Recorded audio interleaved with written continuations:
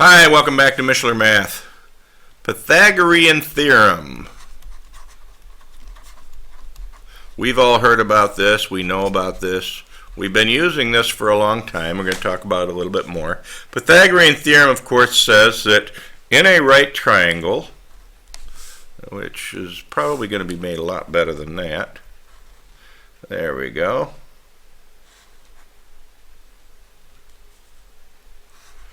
And we have here a right triangle. This is side A, this is side B, this is side C.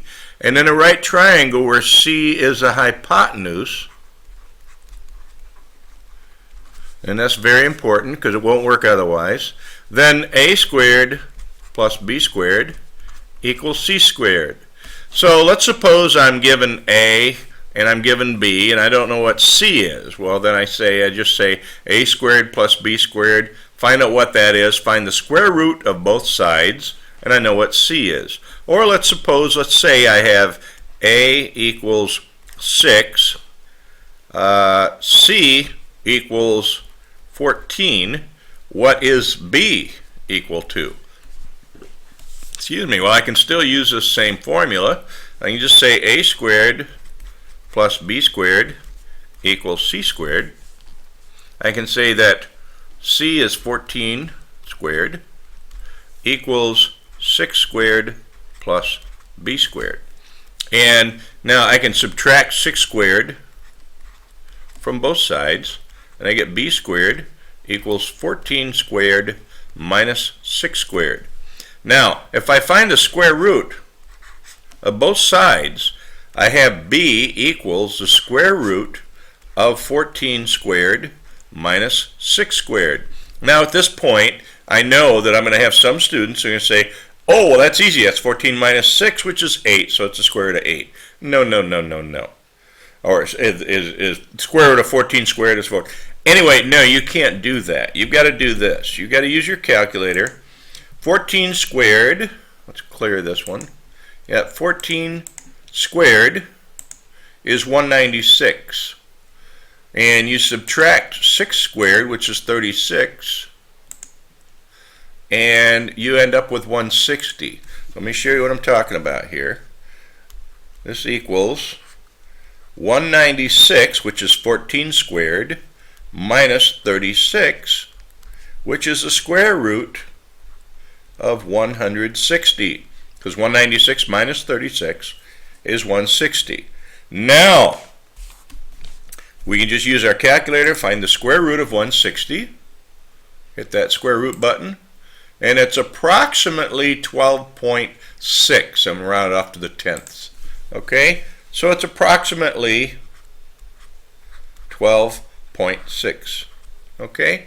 So that's how we use a Pythagorean theorem to find a missing number. Now there's some neat things that, now you notice that this is a, if A is 6 and C is 14, then B turns out to be 12.6. Now there are some triangles where all three of these, A, B, and C, are integers, and they're called Pythagorean triples. A Pythagorean triple is nothing but three integers that work in this equation. For example, the most common one, 3, 4, 5. 3 squared plus 4 squared equals 5 squared. 9 plus 16 equals 25, you see? Another one is 13 squared equals 5 squared plus 12 squared. So 5, 12, and 13 is a Pythagorean triple, okay? Because 25 plus 144 equals 169. So these are 5, 12, and 13, 3, 4, and 5. These are what we call Pythagorean triples because they're three integers that satisfy the Pythagorean theorem. So let's move on from there, and I'm going to show you something from the book that you may notice and may not notice. This is on page 324, okay? And what this is this is a page right from Euclid's Elements. Euclid wrote this in Alexandria, Egypt, just up the road, back in 300 BC. And he wrote this thing, and if you read through this, you'll find that this is basically a proof. This is the same sort of paragraph proof that we've been talking about in class all through the school year. Okay? So this isn't something that I invented. This has been going on for a long, long time. And this is Euclid's and Proposition 48. Okay? He just says, if this, then this. Okay? And so that's something you want to take a few minutes and look through it when you have time. Anyway, there's also Pythagorean inequalities. Okay? And Pythagorean inequalities work like this. If c squared equals a squared plus b squared, well, that's a Pythagorean theorem. That means that you have a right triangle. Okay?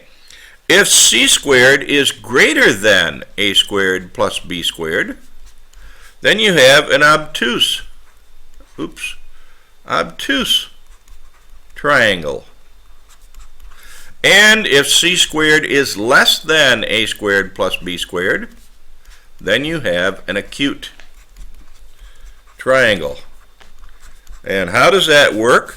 Suppose I have a triangle with sides 5, 9, and 12. Well, 12 is obviously the longest side. So let's see what we have here. We have 5 squared plus 9 squared.